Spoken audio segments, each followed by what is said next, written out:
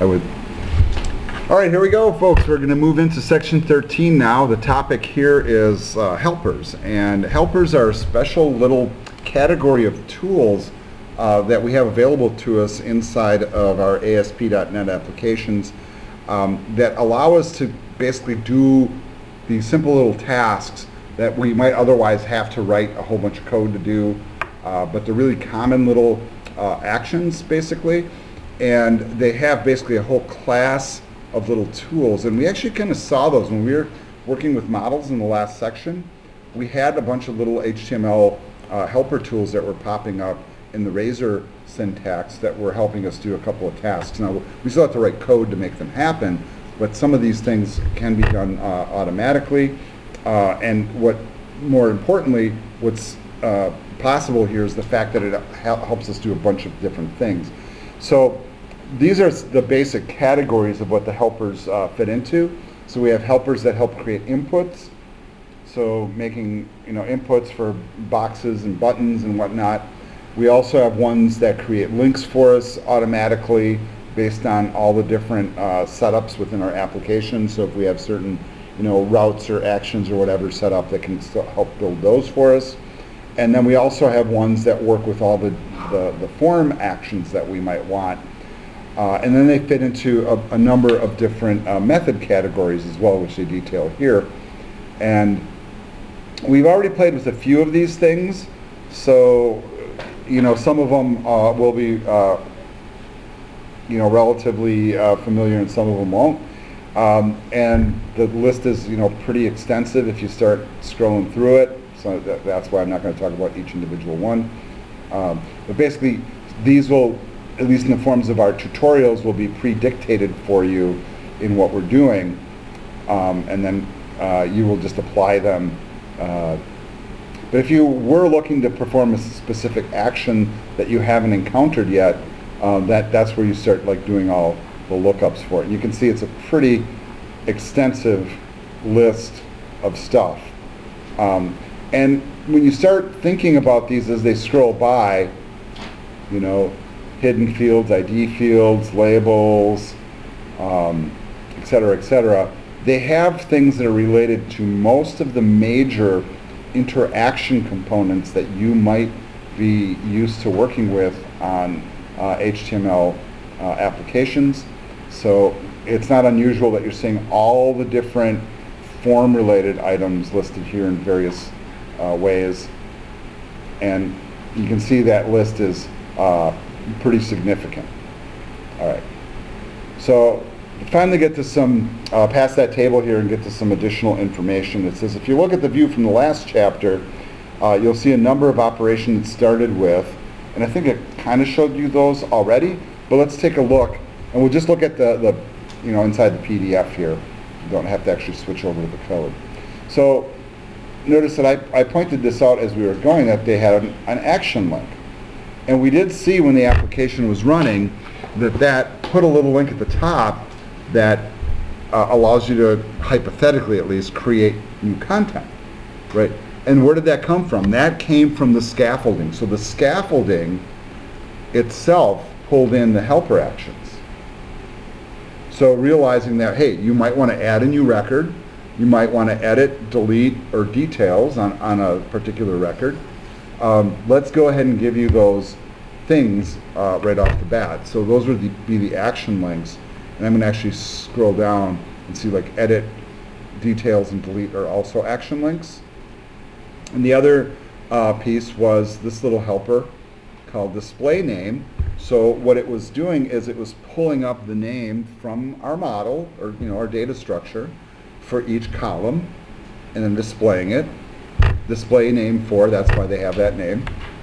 So we don't have to write the code to read it in. And then it also has the display for, which is the one that actually reads the data in the record for that particular item. So for name, it's pulling in the name. For joining date, it pulls in the date. For age, it pulls in the age. And it's just reading directly from the structure. All right, so those are the examples. A lot of these will have particular code and formats that you're doing, but the one thing that I do want you to see here is the fact, see the keyword new, right? That, as an object-oriented programmer, should scream to you that we're actually instantiating the data. So whenever I'm reading it in, I'm instantiating the data as an object. I then manipulate the object and then write it back to the database. See that pattern that's going to happen? All right. But now let's go ahead and try this. And notice that I've got some stuff highlighted here. So you might miss this if you're just reading it and not see this as a step. So and I think we had this in an earlier chapter too, where they weren't actually saying step 1. But you know what? Here's step 1. So we're going to go to the employee controller class. It is assuming that you have the application still open, and I do, and I'm going to actually stop it from running. And then I'm going to go over to Visual Studio and jump into the file that they're telling us. So we're going to go into the employee controller class, and yes, I am now going to move this over to screen number 2, where it will be open. And there's some tweaks, folks, that we need to make. So let's take these one at a time.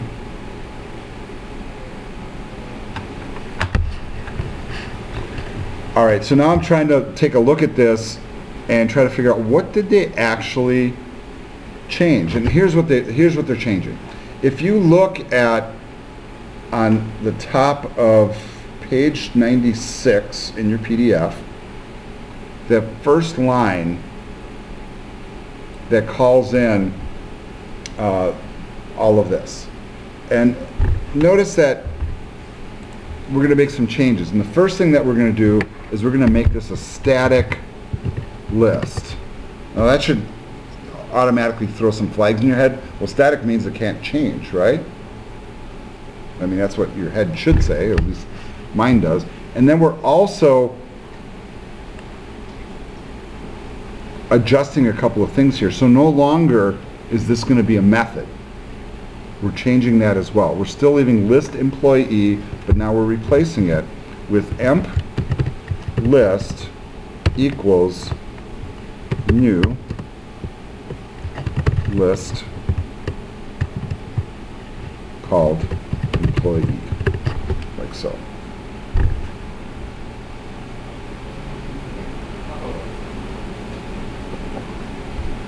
Exactly. Uh-oh.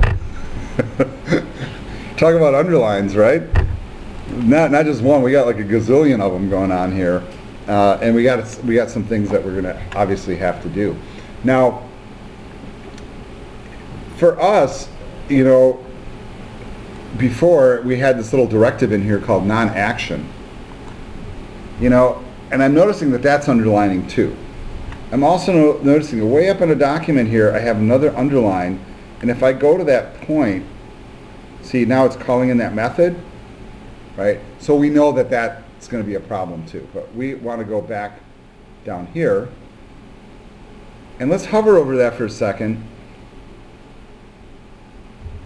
And my feeling is, I think we should remove that. You guys with me? I'm removing it.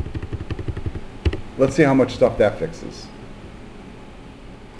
Well, it fixed that one, but just deleting it.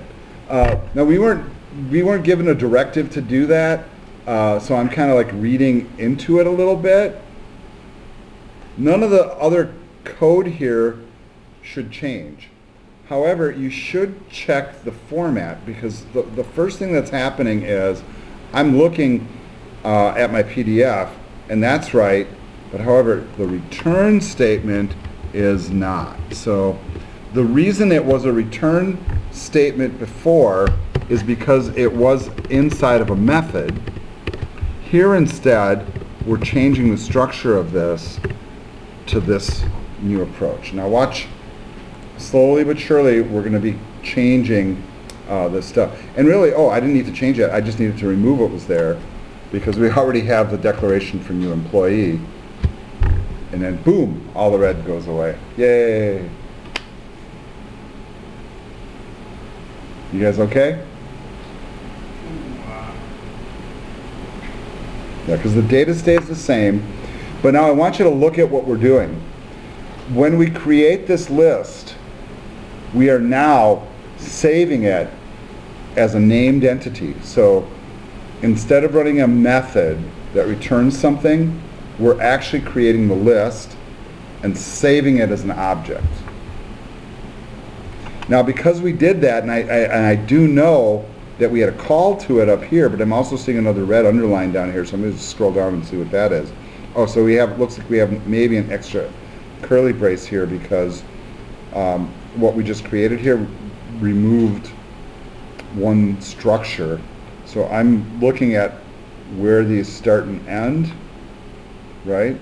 And it looks like this one is missing its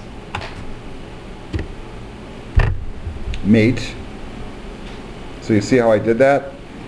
But then I think it might want... Wouldn't that comment come off on line 119? Yeah, you know what, Brenda, you're right. Well, I guess it likes the semicolon there. So to think of it... yeah, you know, yeah, Brenda, you're right, though. That comma doesn't need to be there. But if you wanted to add more data, yeah, I mean, the book actually shows it still being there. So the ending of your curly braces should look like this, folks. And if you were confused by what I just did, probably rewind the video a few clicks and go back through. But the ending result should look like what I have on the screen here. And I'll zoom out so you can get it all at once. So it should look like that at the bottom of your application. All right. So public static list employee emp list, which is a new list. We're populating it with data, and we're closing the statement. So we're just making sure like all these curly braces match. They're comma separated because it's a list of values.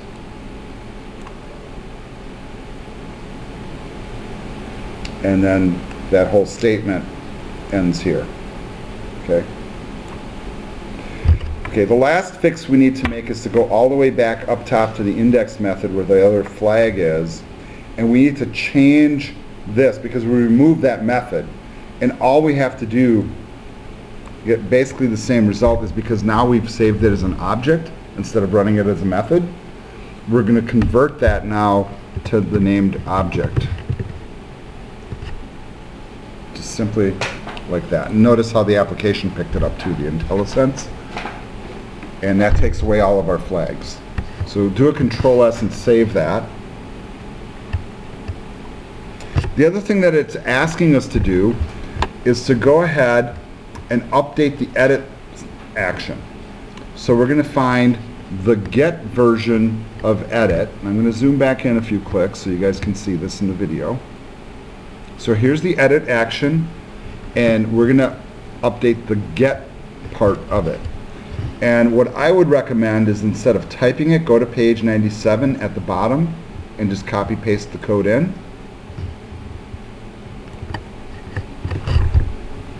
We are going to replace the view because I'm copying it back in. We are still generating a view, but we're replacing the one that's there. And we'll end up with this.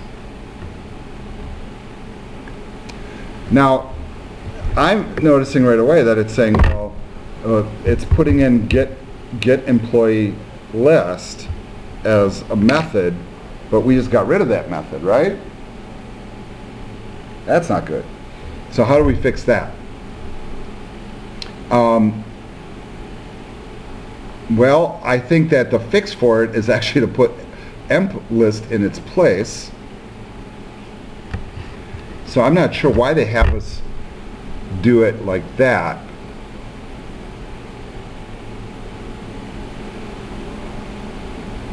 Okay, so this makes me scratch my head a little bit because it makes me think that they're not doing something right here, frankly. So here's what I'm going to do.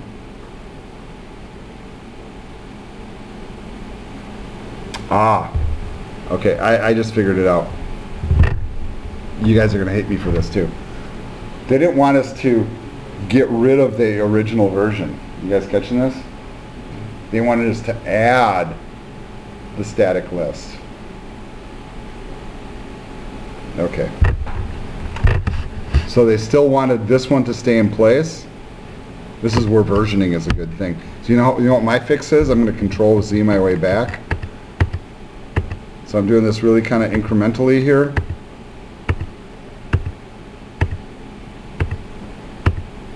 Just watching my edits come back one letter at a time.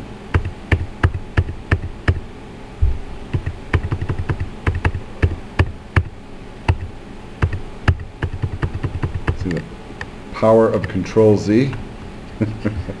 All right, so that's back to where it was. So now I'm backtracking, folks. So I'm sorry to make you do this like rigmarole, but I guess I should have read the instruction. It says let's change the employer controller class by adding a static list. All right, so I apologize for the confusion.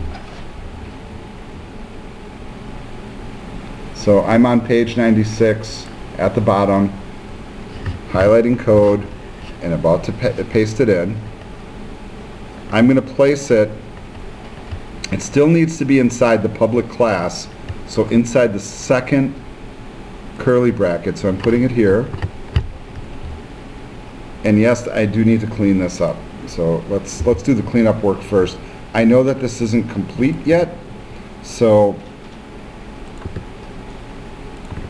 follow with me if you so choose. I suppose you don't have to, right? You can just go home and watch a Packer game.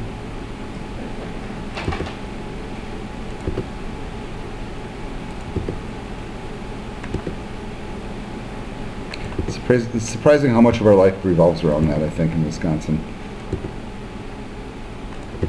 Not for everybody, of course, but... Okay. And then the last, semicolon. We already determined that we really don't need that comma, but we do need to close this all out with a semicolon, or a curly bracket and semicolon. All right, so we added it in. So now our edit, which we were going to do to the edit method, will work. So I have to redo that because I Control Z'd my way out of the whole mess.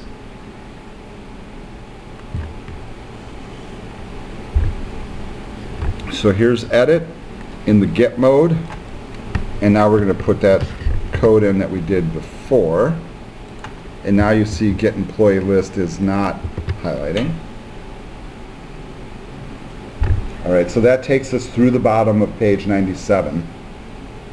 Hopefully you guys are with me here.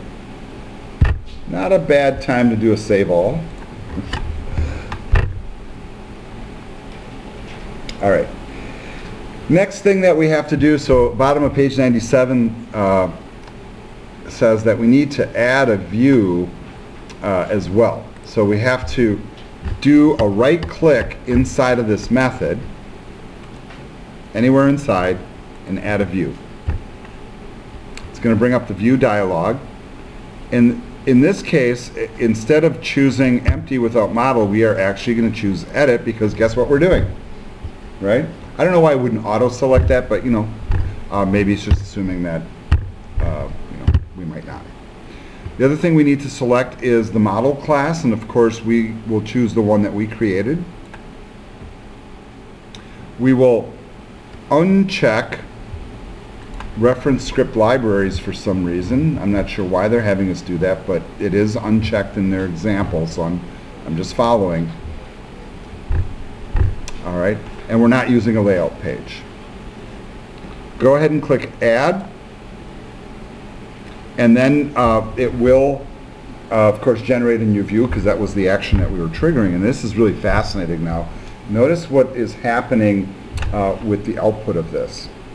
Once again, the razor is going to attach to our model, so it's going to pull in the employee model. Go ahead, Javier. Question? It's not letting me add the view. Okay, let me come and take a look. All right, one problem that somebody had here in class was they did the right click on the delete method instead of the edit method, but we fixed it, right? So Kind of, maybe. kind of fixed it. Not really. It's still not.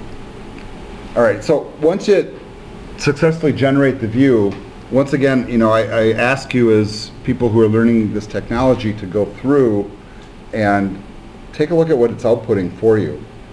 And notice that it puts in a number of different things. It puts in a lot of helpers to do this automatically. So one thing it does is, right at the top, it does a begin form. So yeah, well, it's telling you that it's creating a form. And then notice this, anti-forgery token. That's kind of a built-in with these .NET applications. This is a wonderful. So like, what do you suppose this does, anti-forgery token? Okay, it maintains the state information of your application. So it's keeping a state and it's attaching it to an individual session. So if somebody comes in and tries to hijack the form and the session token doesn't match, it's not going to happen. Okay, that's, you know, in brief what that tool does. From there, it goes ahead and creates a structure. So it's got some basic HTML it puts in there. It does put in some hidden fields. Notice that it puts in a hidden field for model ID.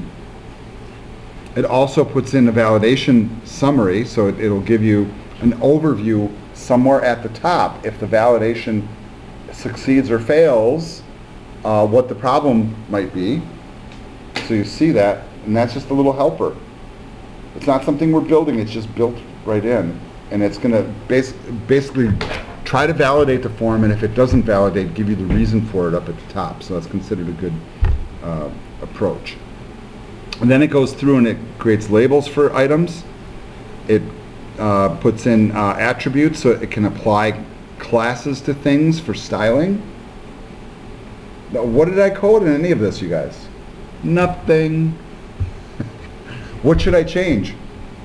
I might put some CSS on it, make it look cool on my page, but I'm not really going to touch any of this code. Why would I?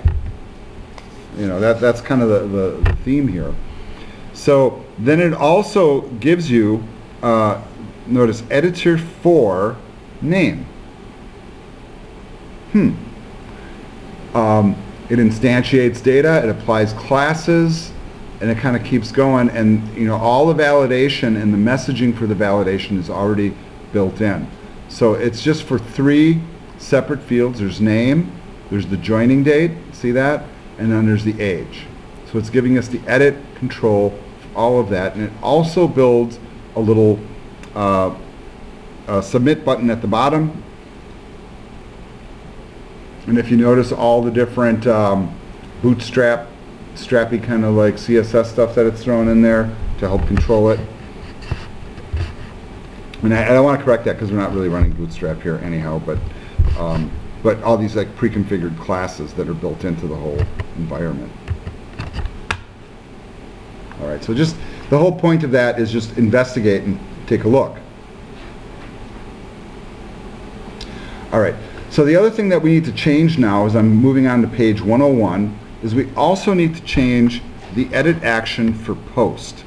So I'm going to go back now to our controller file and find edit one more time, but I'm looking for the post version of it, and we're going to adjust the code inside the try and the catch, and most notably inside the try. So, and you notice how they leave a little fragment here? Add the update logic here. It's like we're not figuring that out for you. You got to figure out how it is you want to do that.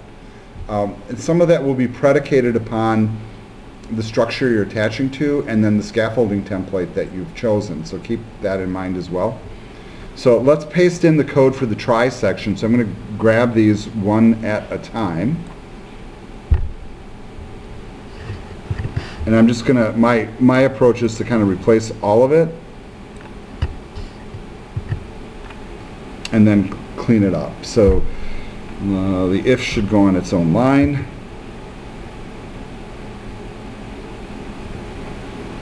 All right.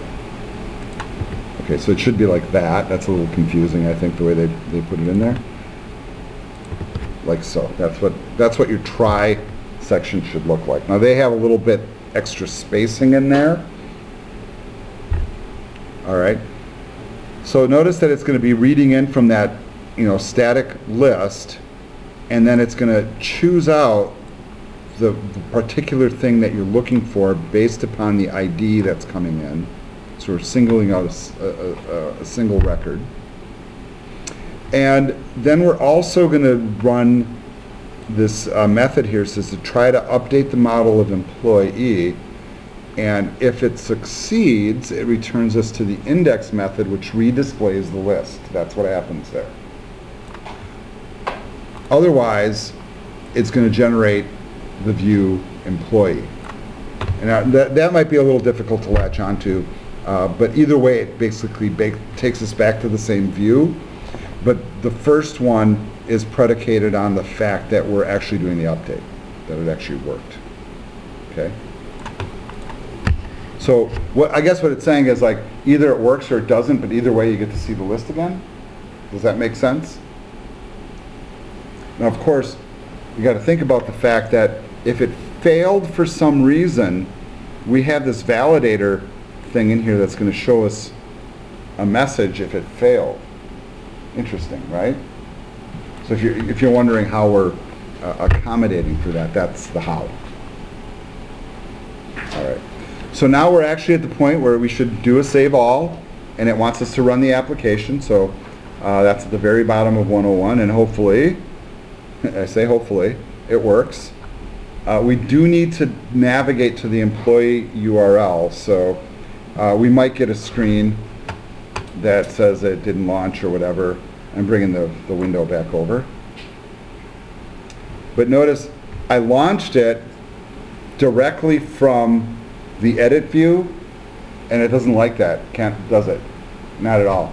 So really what we need to do, folks, and I'm trying to get back to what do they want us to type? They want us to type in employee again, okay, which is what I assume. So let's type in employee. Does upper or lowercase matter? Actually, it doesn't, because it will still find it, or it should find it. And it's still saying it can't be reached. Is anybody's working? No, mine has like field errors, I think. Well, you've got build errors, and I've got it doesn't work error. Yeah, it's from when I added the list or the new list or something. All right, let's figure out what might be happening here.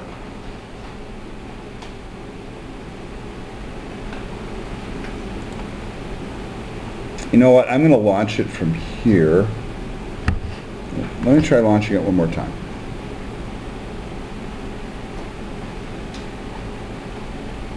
Notice I'm not giving up on it. You know, launching directly into an edit view isn't going to work. And think about why it isn't going to work. Because we didn't click on the link that we need to edit, so it's not doesn't know what to edit, folks. All right, so now that we know that the root doesn't take us anywhere, so if we do type that in, okay, it is working. And now we should hypothetically be able to click on edit and then get a form that allows us to edit it. So maybe I can pick on one of our fellow instructors here, because that's his name. And he spells it with an E, so that's all I'm going to change. And you know I know he's not 23, right? And notice how they have a little up-down box here, isn't that cool? He's probably more like this old. And Alan's not here to defend himself, so it's brilliant. Then you can go ahead and click save, and hopefully, did it save it? You have to refresh it. Do I have to refresh it, really? Yeah, mine was supposed to. Yeah, but what is it that I changed? Okay, let's try that again. That you changed his name to ALLEN. No, well, you know what? Let's change the name, and let's change the age to 24. Let's hit save. Still not changing it.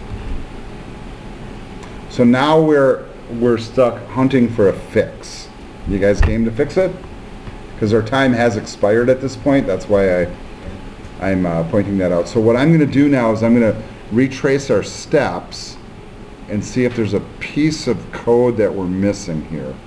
So that's my concern, is that perhaps we missed something. So I'm going back to the things that we changed.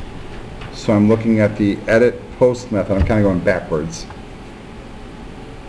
This all looks okay to me.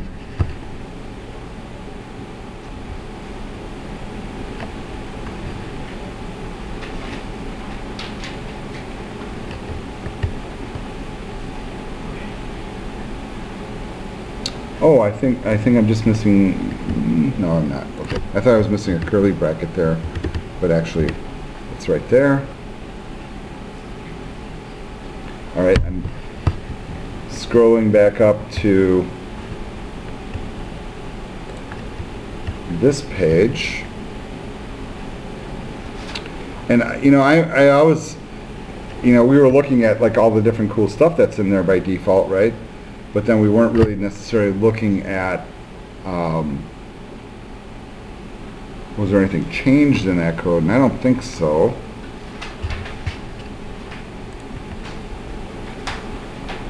See if anybody spots it first.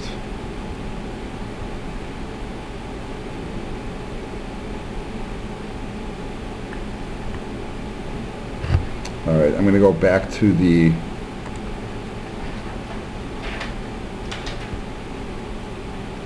get for edit.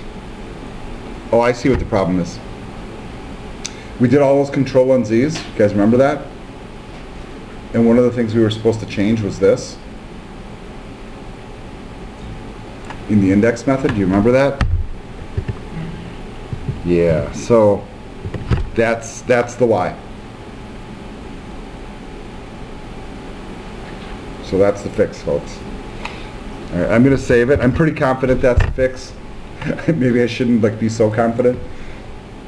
Sometimes that comes back to bite you.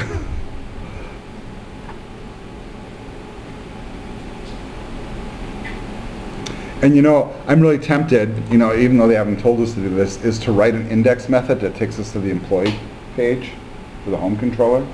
I'm very, very tempted to do that. All right, so I'm bringing up the employee page. Now I'm going to edit Alan.